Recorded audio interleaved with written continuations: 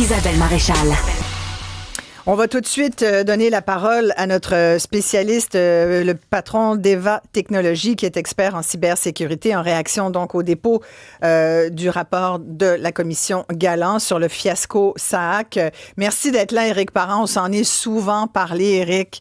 Et vous avez souvent à ce micro, avec d'autres collègues, déploré le fait qu'au gouvernement, puis que ça soit au Québec comme au fédéral, là, Louis Hamad, mon invité tout à l'heure, le rappelait, là, des deux bords, là, ils ont de la misère avec tout ce qui est informatique. Mais là, on a un fiasco qui est devant nous, puis il faut se rendre à la conclusion du rapport. Le gouvernement a menti, les hauts fonctionnaires ont menti, on a caché des informations de façon fallacieuse. Et tout ça pour en arriver à un coût de plus d'1 milliard de dollars pour quelque chose qui n'aurait pas dû coûter ce prix-là. Et en fait, il y a beaucoup d'éléments là, dans le rapport, bien évidemment. Il y a près de 600 pages. Mais ce que nous dit le juge Galland, c'est que je disais tout à l'heure, pour résumer, c'est comme si c'était des amateurs qui s'étaient lancés dans cet immense projet informatique qui était voué à l'échec parce qu'ils n'étaient pas au courant de comment ça marche. Mais quand on va faire disparaître de l'argent, puis là, ça sonne très pessimiste, mon affaire. D'habitude, je suis très optimiste, là. Mais il faut pas oublier qu'on a fait disparaître l'équivalent de des milliers de personnes qu'on a embauchées pendant des années. C'est ça le salaire là, qu'on vient de manger qui vient de disparaître. Alors, c'est complètement absurde.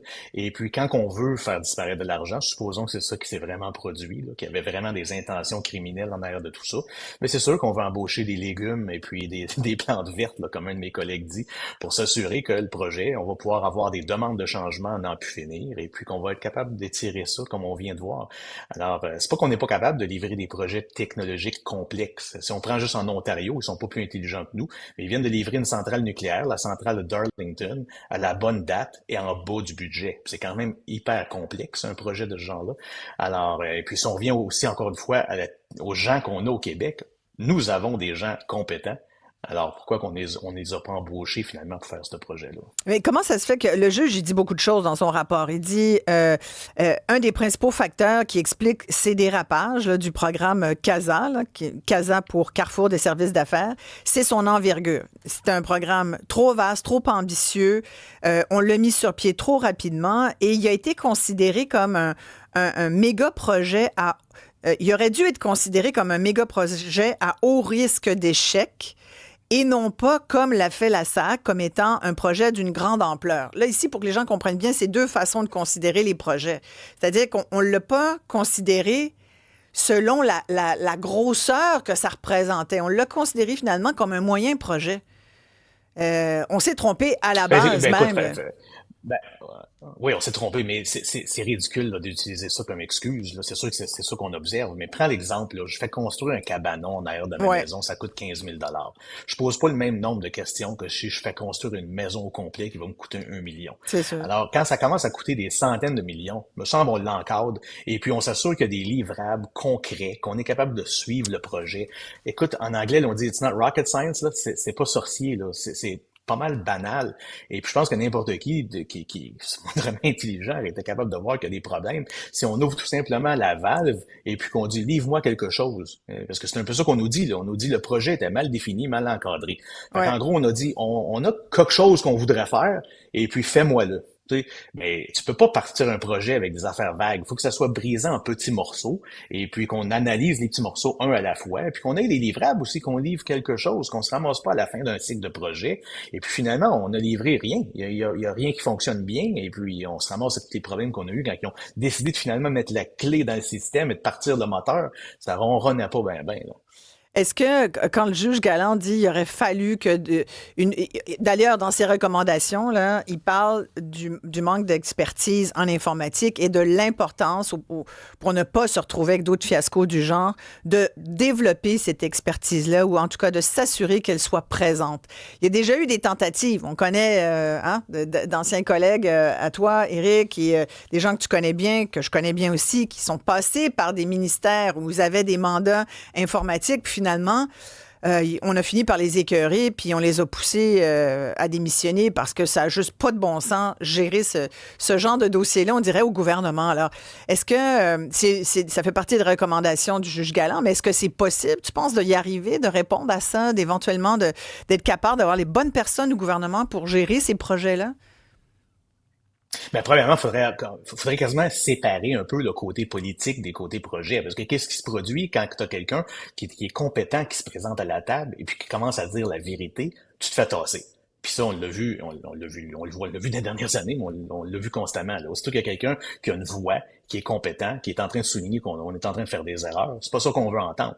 L'autre chose, c'est que si on a un projet qu'on a déjà investi, disons, 400 millions, et puis qu'on nous arrive, on nous dit ça marche pas, ça va nous en prendre un autre 400, mais il y a un ego qui est là-dedans, de dire, ben, on peut pas dire ça au public, là, faut trouver une façon de trouver l'autre 400 millions, de livrer le projet. Mais ça, c'est une grave erreur, hein. C'est de continuer de creuser un trou, finalement, avec quelque chose qui marche pas. Si on a déjà brûlé le budget initial au complet puis qu'on n'a pas livré, il faudrait se poser des grosses questions. Mais c'est pas ça qui se produit, là. On va encore une fois trouver l'argent, on va essayer de camoufler le bobo, et puis là, ça devient des égos, ça devient le côté politique qui s'en mêle. Mais si on brise tout ça en petits morceaux, encore une fois, avec des gens compétents, puis on les a, les gens qui sont compétents. Alors, faut arrêter de dire que c'est juste les grandes compagnies qui vont venir nous sauver. Là, c'est absolument faux. Les grandes compagnies, ils ont une mission dans la vie, c'est de faire de l'argent. Alors, quand ils vont bider sur quelque chose, ils vont vous suggérer peut-être des gens qui sont bien compétents, mais c'est pas ça qui va être assigné généralement à votre projet après. Alors, on va payer pour avoir un paquet de monde qui travaille puis qui livre pas vraiment de la bonne qualité. Oui, effectivement. Merci. On aura l'occasion de reparler de ça, c'est sûr. Éric Parent, PDG d'Eva Technologies. Beaucoup d'auditeurs là, qui réagissent. Un auditeur qui dit l'argent n'est pas parti dans l'air. Pourquoi ils ne peuvent pas poursuivre tout le monde impliqué, rendre l'argent aux Québécois? Ça m'étonnerait que ça arrive. Alex dit, il a tellement raison, votre expert. J'ai travaillé 15 ans en milieu municipal. Je confirme que les gestionnaires ne veulent pas annoncer de mauvaises nouvelles aux élus. On cache des données dans les bilans. Tout est juste du paraître. Il y a tellement de pertes de temps et d'argent. Oui, mais ça, c'est malheureux parce que chaque fois qu'on parle d'argent gaspillé du public, on entend ça, l'espèce d'omerta aussi qui fait en sorte que les gens ont peur, ils n'osent pas dire pour toutes sortes de raisons, mais ça finit qu'on perd du temps, on perd de l'argent, mais on dirait que ceux qui sont les responsables, eux, perdent jamais rien. C'est le public, pendant ce temps-là, qui paye. Comme Julie Milot, qui est une des victimes des déboires du fiasco Ça clique. Julie, vous l'avez peut-être vu d'ailleurs, elle a témoigné à l'émission JE qui avait été faite en février 2025 par la journaliste Elisabeth Ménard. Julie, bonjour. Vous êtes inscrite, vous, sur Ça clique en 2023 avec beaucoup d'espoir, j'imagine. Vous étiez convaincue que ça allait marcher? Tout à fait. Bonjour Isabelle. Bonjour, merci Julie. de nous donner la parole. En effet, oui, en mai 2023, j'ai adhéré à SACLIC lors de l'achat d'un VR pour faciliter, dans le fond, le remisage et le déremisage du véhicule. Et tant qu'à y être, j'ai mis mes véhicules sur SACLIC aussi là, pour faciliter toutes les transactions, mais je suis jamais retournée sur SACLIC là, pendant ce temps-là. Vous étiez convaincu que c'était fait, là, puis que, bon... Oui, puis que tout roulait là, comme avant, là, puis que j'allais recevoir tous mes papiers là, par la poste et tout ça. Mais là, en novembre 2024, il y a un arbre qui est tombé sur mon garage de toile et sur le véhicule de mon conjoint.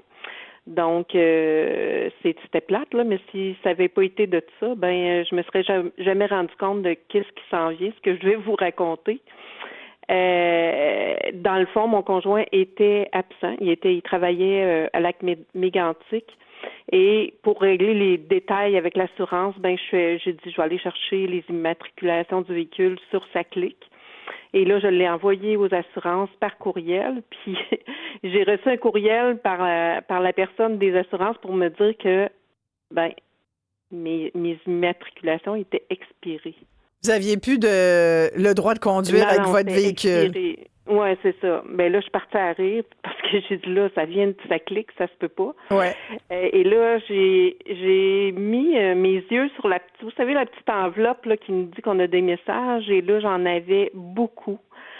Je me suis mis à consulter ça et j'ouvre le premier, permis de conduire expiré. J'ouvre l'autre, immatriculation de mon autre véhicule qui est expiré. Et j'ouvre l'autre, le véhicule de mon conjoint qui est à mon nom, expiré. Donc, je me promenais hors la loi depuis un an, depuis mai 2023, c'est ça, mai 2023, je me promenais hors la loi sur la route. Incroyable. Jamais d'avis de renouvellement par courriel ou par la poste, rien du tout, là. Comme quoi que ça marchait pas du tout, là. Reçu. Ouais. par courriel, j'ai rien reçu. Eux autres, ils disent qu'ils me l'ont envoyé puis que j'ai bel et bien reçu, mais moi, j'ai rien reçu. Et Isabelle, comment on reçoit habituellement nos permis de conduire et nos immatriculations? Par la poste. Ouais. Et on se fie là-dessus. Complètement. On se fie complètement là-dessus. C'est un automatisme. Et moi, pendant cette année et demie-là, j'ai jamais rien reçu, ni par la poste, ni par courriel. Donc, qu'est-ce que j'ai fait? J'ai rien fait. Et Julie, il nous reste peu de temps, donc on va juste conclure rapidement parce que finalement, on vous a même dit, ben là, comme ça fait plus d'1 an, tout ça, que vous n'avez... Là, vous allez devoir faire inspecter vos véhicules à 135 $ du véhicule. Oh mon Dieu. Oui, et j'ai dû même faire remorquer un de mes véhicules parce que j'avais plus de permis d'immatriculation temporaire qui restait à mon dossier. Incroyable. Donc, est-ce qu'ils vous ont remboursé depuis? Parce que je pense que depuis la diffusion... Non. Du tout. Non, j'ai fait une plainte à SAQ. Ils m'ont dit que ils m'ont rabatté certaines choses, là, puis ils m'ont dit, ben comptez-vous chanceuse, on vous a pas chargé... le surplus qu'on aurait dû vous charger. Là. Attendez, Donc, mais ils sont pas excusés, ils vous ont pas remboursé au moins 270$ d'inspection pour rien? Non, pas du tout. Rien. Ils m'ont juste dit que j'étais chanceuse parce qu'ils m'ont pas chargé le supplément. Ben donc, ils se sont excusés, des excuses très... plates? Très ordinaire, là, mais j'ai rien reçu, mais moi, mon but dans tout ça, là, c'était d'informer les gens. Mais écoutez, c'est pas juste un fiasco c'est un fiasco pour les coûts, pour les contribuables aussi. Oui. Complètement. Puis le garage là où j'ai fait affaire, ils m'ont dit, vous êtes nos nouveaux clients. C'est-à-dire que je suis pas la seule à qui c'est arrivé. Oh mon Dieu. Hey, Julie Milot, merci d'avoir pris le temps de nous parler. Julie, terrible. Martin, même chose. J'ai roulé tout l'été avec ma Mustang décapotable, sans immatriculation. Ils m'ont chargé à la fin de l'année la totale. Amélie, même affaire. Son fils, il n'avait rien reçu. Bon, elle a réussi finalement aussi. C'est la saisie du véhicule, le conduire sans papier valide. Elle a raison de le rappeler. Il y en a d'ailleurs qui se sont fait saisir leur véhicule. Félix dit, il m'est arrivé la même chose qu'à cette dame. Alors, voyez-vous le nombre de personnes flouées qui ont dû payer en plus de ce que ça va tous nous coûter contribuables. Alors évidemment, je pense qu'on fera un suivi encore demain à cette émission. On va en parler encore longtemps en espérant que ça serve à quelque chose. Tout de suite après la pause, je reçois Marc-Boris Saint-Maurice, fondateur du Bloc Pot. Il ferme le centre Compassion. Ça a l'air que c'est une page qui se tourne dans un nuage de boucan de marijuana. On va parler de tout ça avec lui. Restez là tout le monde.